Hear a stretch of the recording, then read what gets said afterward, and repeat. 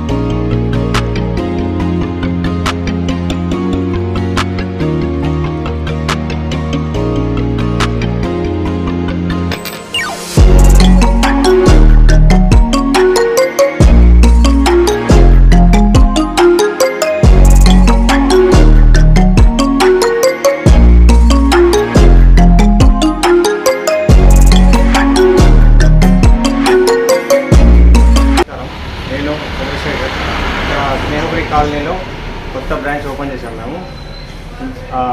Already 4 బ్రాంచ్లు ఉన్నాయి మాకు.